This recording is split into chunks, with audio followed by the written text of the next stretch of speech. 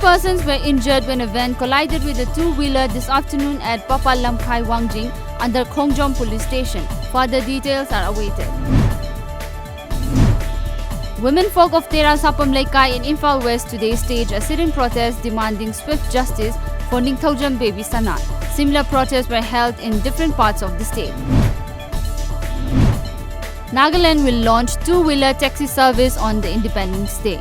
As per reports, State Minister of Transport and Civil Aviation, Railways and Land Resources P. Paiwang Konyak will officially launch the service.